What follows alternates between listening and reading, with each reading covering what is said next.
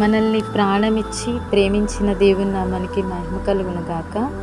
మీ అందరికీ నా ప్రత్యేకమైన వందనాలు.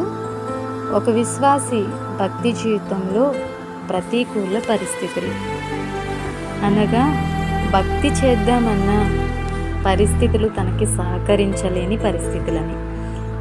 భార్యలు ప్రార్థిస్తే వారిని కొట్టే భర్తలు చాలామంది ఉంటారు.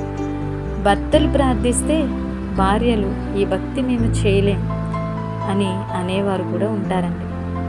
అలాగే మేము పేరుకు మాత్రమే క్రైస్తవులమై ఉన్న చాలామంది భార్య భర్తలు క్రీస్తుని అంగీకరించిన వారైనప్పటికీ భార్య ప్రార్థిస్తే భర్త తనతో ఏకీభవించి స్తోత్రం అని కూడా అనలేని మూడులు కూడా ఉంటారండి. తల్లిదండ్రి ప్రార్థిస్తే సహకరించలేని పిల్లలు చాలామంది ఉంటారు.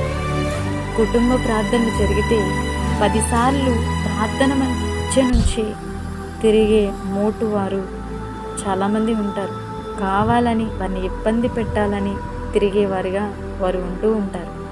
ప్రార్థించేవారు కుటుంబంలో ఉన్నప్పుడు వారిని బట్టి సంతోషించి వారిని ప్రోత్సాహపరిచేవారు వారికి ఒక్కడు కూడా ఉండరు.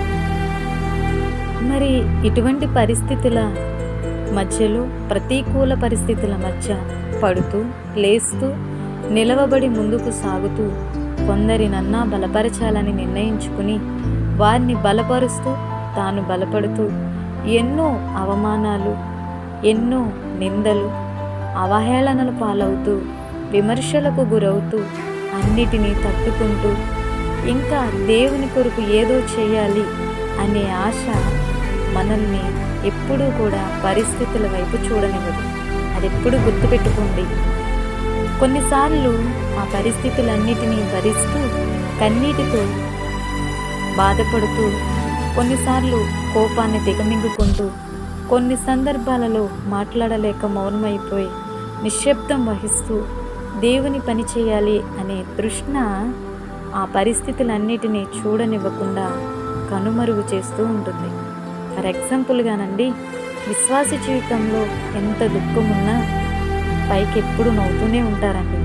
ఎందుకు అలా నవ్వుతారు అంటే అది దేవుడిచ్చే ఆనందం అండి. ఆయన సన్నిధి వాళ్ళ హృదయాన్ని ఆవరించి ఉంటుంది కాబట్టి వారెప్పుడూ కూడా ఆనందం కలిగే ఉంటారండి. ప్రభునందు ఎల్లప్పుడూ ఆనందించుడి అనే మాట వారి పట్ల నెరవేరుతూ ఉంటుందండి.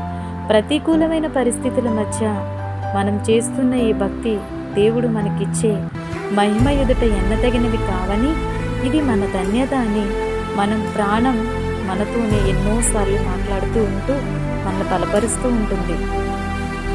దానియేలు భక్తునికి భక్తి చేయడానికి ఎన్నో ప్రతికూలతలు ఏర్పడ్డాయి, కానీ విజయం దానియేలు భక్తునిదే.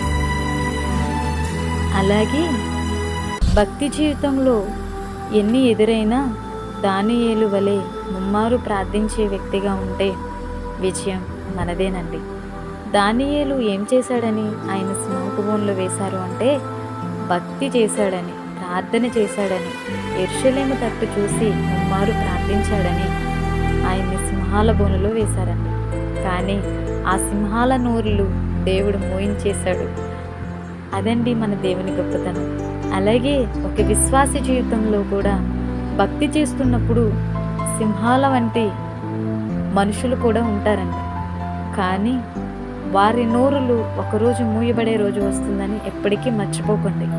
మనల్ని అవమానిస్తున్నారని, బాధ పెడుతున్నారని, నిందిస్తున్నారని, కులం తక్కువ దేవుణ్ణి ఆరాధన చేస్తున్నారని, లేకపోతే ఎప్పుడు చూసినా ప్రార్థన అని అంటూ ఉంటారని, ఇంకా ఎన్నో మాటలు మనం అనొచ్చు, బాధ పెట్టొచ్చు, దుఃఖ పెట్టొచ్చు.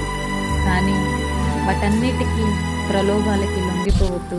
ఎందుకంటే దానియేలు ఆ విధంగా చూసినట్లయితే ఆయన జీవితంలో విజయాన్ని చూడకపోదు. మనం కూడా విజయం సంపాదించాలి అంటే, విజయాన్ని చూడాలంటే మనం వెనుకున్నవి మరిచిపోయి ముందున్న వాటి కొరకు సహనంతో పరిగెత్తితే ఆయన మనకిచ్చే కిరీటాన్ని మనం పొందుకోగలుగుతాం.